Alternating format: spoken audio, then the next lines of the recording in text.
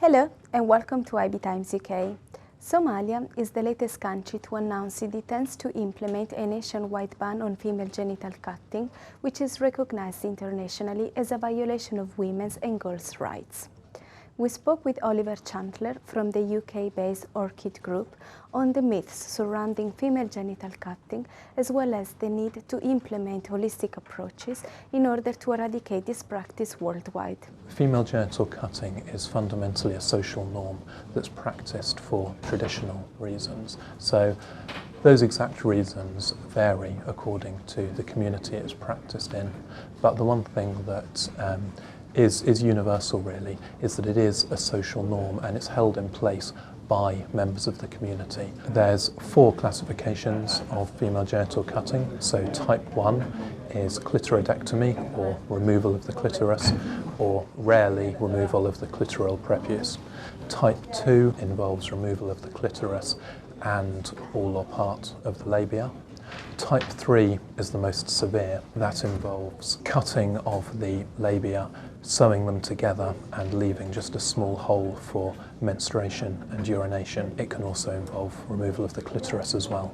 Type 4 is really a catch-all category for every other type of cutting. People often think of female genital cutting as being an African issue, but that's not the whole truth. It takes place in at least 17 countries across the Middle East and Asia. Those include Iran, Malaysia, Singapore and Indonesia. Female genital cutting has profound health consequences. At the time of cutting, it can lead to death through infection and bleeding, but it also has longer lasting consequences. So for example, it can lead to cysts, difficulty giving birth. It increases the chance of babies dying in labour. Of course, there are profound mental health effects as well as the physical health effects of cutting. You can imagine that the trauma of being cut, very often without any form of anaesthetic, stays with women throughout their entire lives.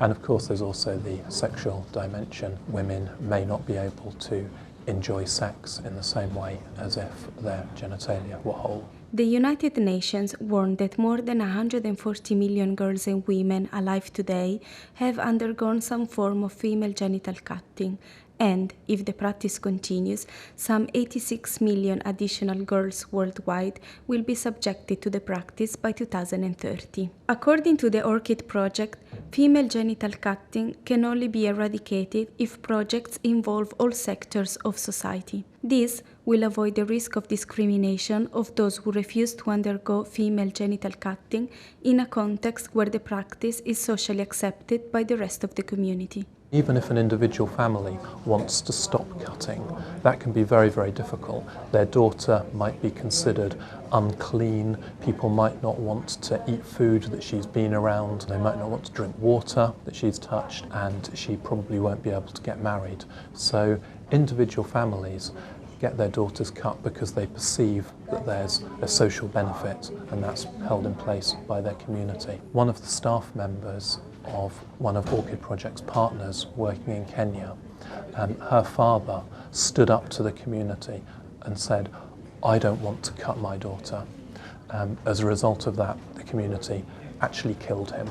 So that's how serious this is. So it's not about outsiders going into communities telling them what they should be doing and what they shouldn't be doing.